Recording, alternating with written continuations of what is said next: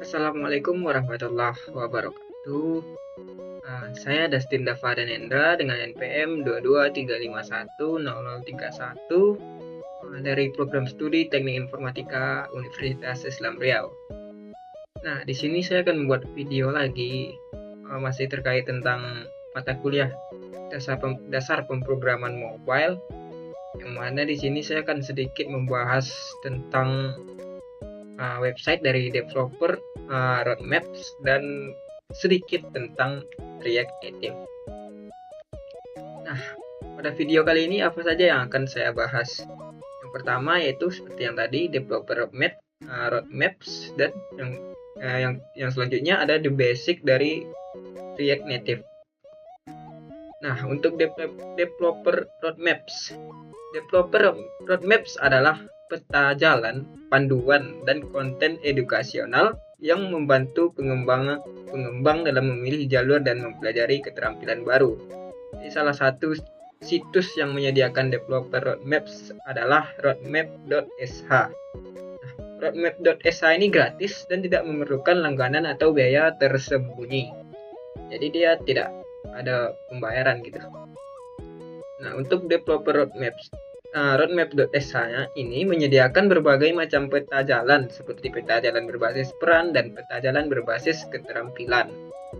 Peta jalan berbasis peran mencantumkan keterampilan yang dibutuhkan untuk peran tertentu, sedangkan peta jalan berbasis keterampilan mencantumkan item yang perlu dipelajari untuk keterampilan tertentu. Nah, untuk lebih detailnya, saya akan langsung membuka website dari roadmap.sh. Nah, ini adalah website dari roadmap.sh. Nah, bisa kita lihat di sini ada banyak yang bisa kita pelajari di sini seperti front end, back end, DevOps, lalu full stack, ada AI engineer, ada data analis, ada khusus AI dan data scientist gitu, Android, iOS, dan sebagainya. Dan tidak hanya seperti ini kan by bidangnya. Dia ada bidang-bidangnya seperti cyber security, game developer, software arsitek gitu, product manager. Nah, ada juga yang berdasarkan bahasa pemrogramannya seperti Vue, TypeScript, Python, SQL, API design, Java, C++, Flutter, dan masih banyak. Nah, di sini saya khusus membahas misalnya React Native. Nah, setelah kita buka di sini ada peta atau jalan yang kita misalnya mau belajar tentang React Native. Kita mau mulai dari mana? Nah, dari sini introduction, terus ini yang what is React Native, why use React Native. Nah, React Native alternatif. Banyak di sini. Jadi di sini kita bisa belajar dari dasar sampai kita bisa. Bagus sih ini websitenya. Oke, kita kembali ke PPT ya. Nah, selanjutnya yaitu basic dari React Native. Nah, di sini basicnya ada banyak, ada introduction, ada core component dan native component, ada React fundamentals, handling text input, using a scroll view, using list view, trouble setting, platform specific code, lalu ada more resource. Nah, untuk introduction, jadi React Native ini banyak jenis orang yang menggunakan React Native, dari pengembang iOS tingkat lanjut hingga pemula React. Jadi hingga orang memulai pemrograman untuk pertama kalinya dalam karir mereka gitu. Banyak yang gunain, dari newbie atau orang baru sampai yang sudah tingkat lanjut. Nah, dokumen ini ditulis untuk semua pelajar, terlepas dari tingkat pengalaman atau latar belakang mereka. Untuk bekerja dengan React Native, Anda harus memiliki pemahaman tentang dasar-dasar JavaScript. Jika Anda baru mengenal JavaScript atau memerlukan penyegaran, Anda dapat mempelajari atau memolisnya di developer roadmap.sh tadi. Nah, kita bisa belajar dasar-dasar atau JavaScript-nya dari roadmap.sh. Lalu ada core component and native components. React Native adalah open source framework untuk membangun aplikasi Android dan iOS menggunakan React dan kemampuan asli platform aplikasi. Dengan React Native, Anda menggunakan JavaScript untuk mengakses API platform Anda serta mendeskripsikan tampilan dan perilaku UI Anda menggunakan komponen React. Kumpulan kode yang dapat digunakan kembali dan disarankan. Nah, dalam pengembangan Android dan iOS, tampilan adalah blok penyusun dasar dari UI.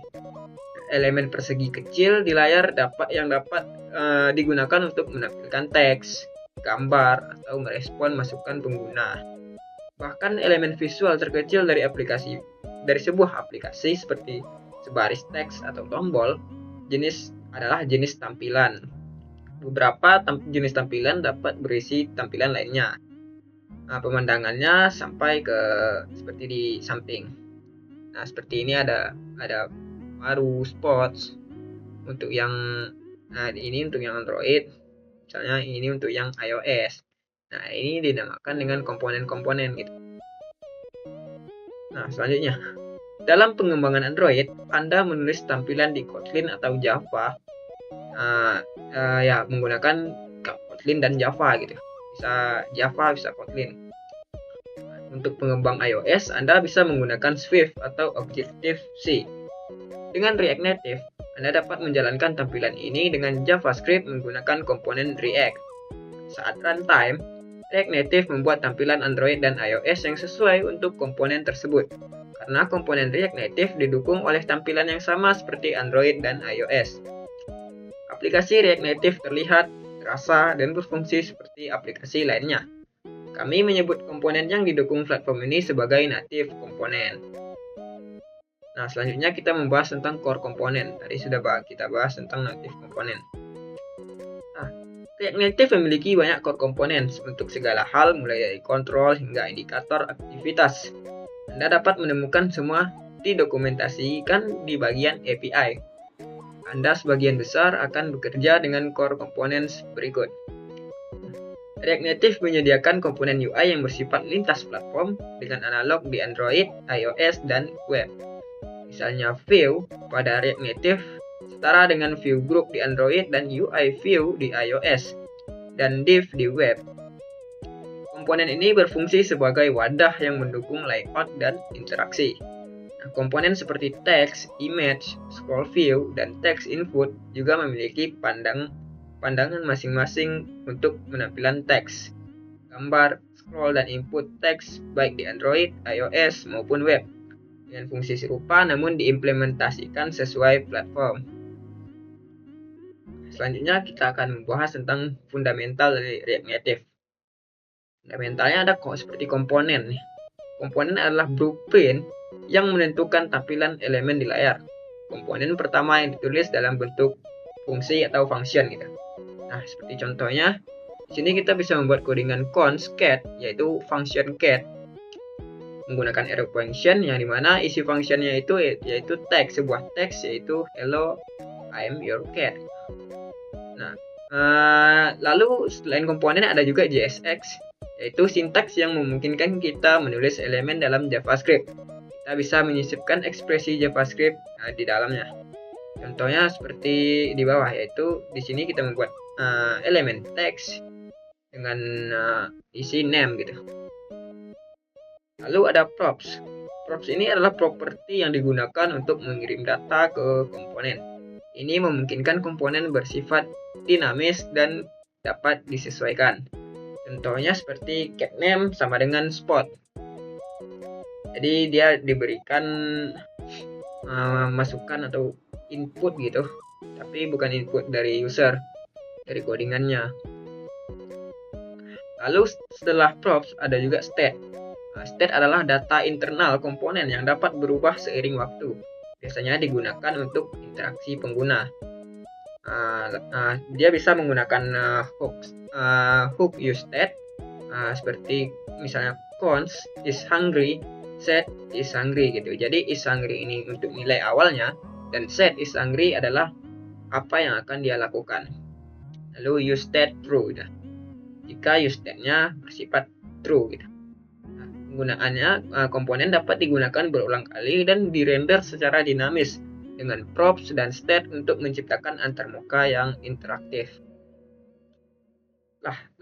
Lalu ada handling text input. Text input ini adalah komponen inti untuk memasukkan teks. Dia bisa menggunakan props, yaitu seperti on change text dan on submit editing. Jadi on change text ini fungsi yang dipanggil setiap kali teks berubah. Untuk on submit editing, itu fungsi yang dipanggil saat teks disubmit. Contohnya seperti mengubah kalimat menjadi simbol, misalnya seperti hello there Bob menjadi emot dari pizza gitu. Nah, penyimpanan state. Teks disimpan dalam state karena berubah seiring waktu. Jadi teksnya disimpan ke dalam state. Validasinya dapat melakukan validasi teks saat pengguna mengetik. Untuk kesimpulannya, text input adalah cara interaksi pengguna dengan aplikasi. Lalu ada using a scroll view. Scroll view ini adalah kontainer gulir generik untuk komponen dan tampilan yang dapat digulir secara vertikal dan horizontal. Nah, pengaturannya ada dua, yaitu ada pegging dan ada zoom.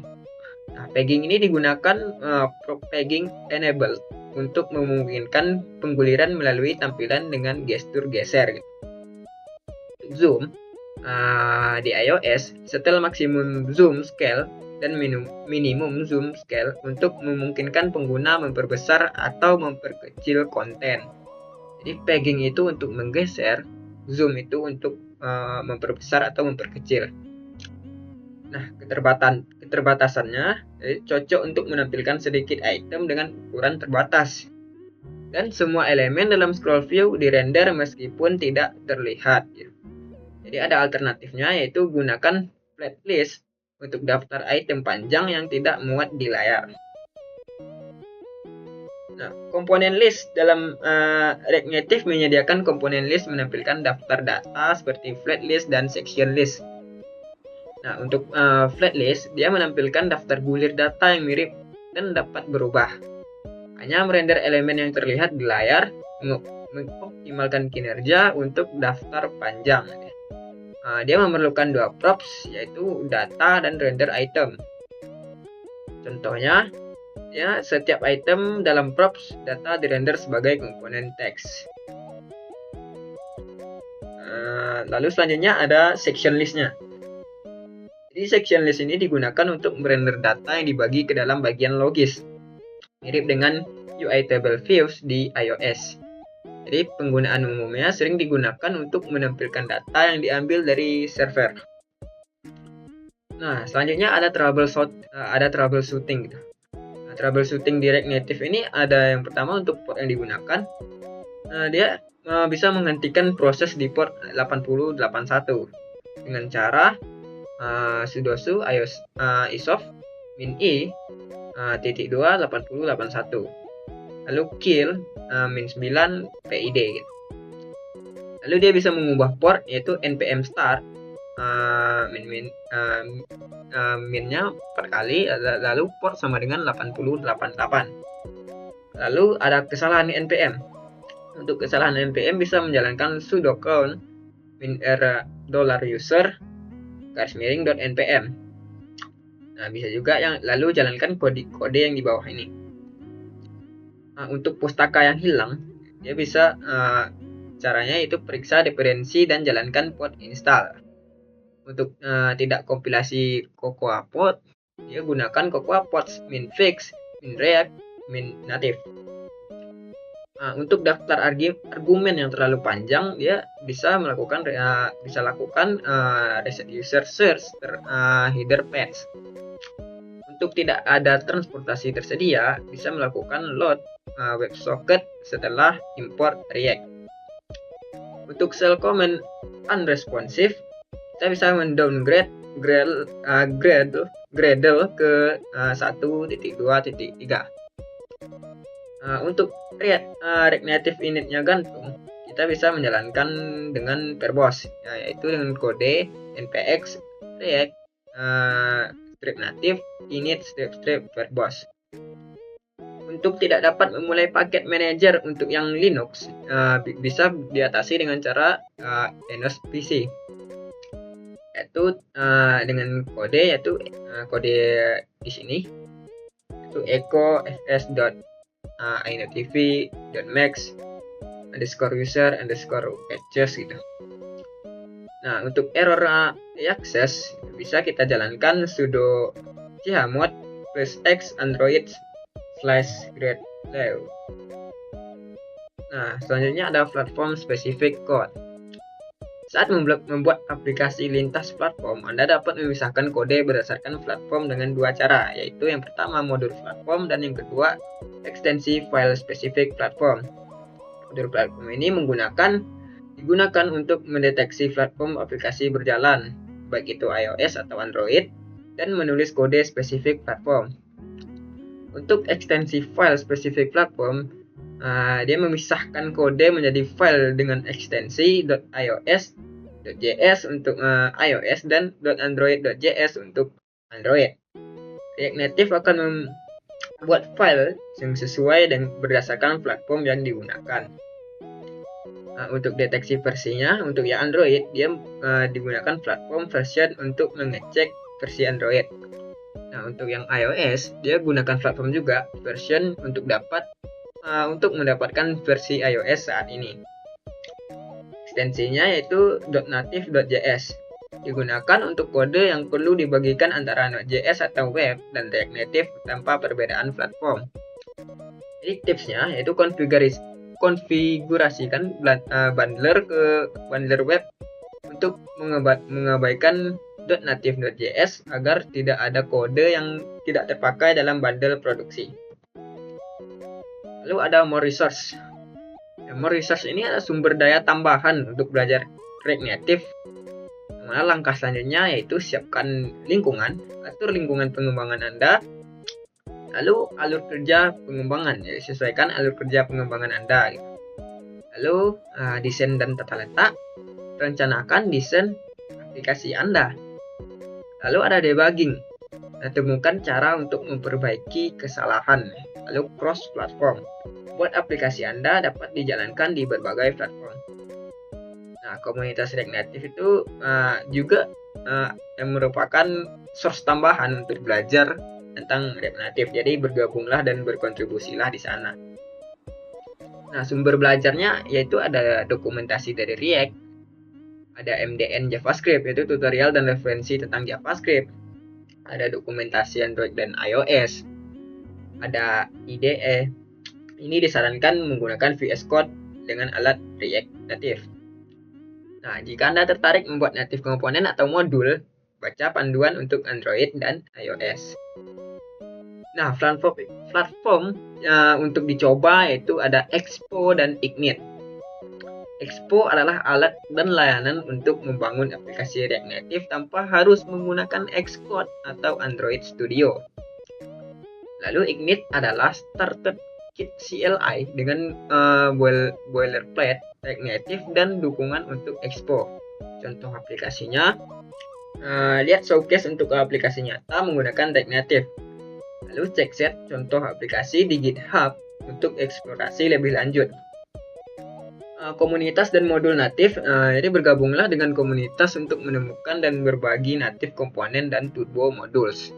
Jadi komunitas ini juga berperan penting dalam pengembangan diri dan belajar tentang React Native. Cukup sekian presentasi dari saya. Apabila ada kesalahan dalam penyampaian, saya mohon maaf. Wabillahi taufiq wal hidayah. Assalamualaikum warahmatullahi wabarakatuh.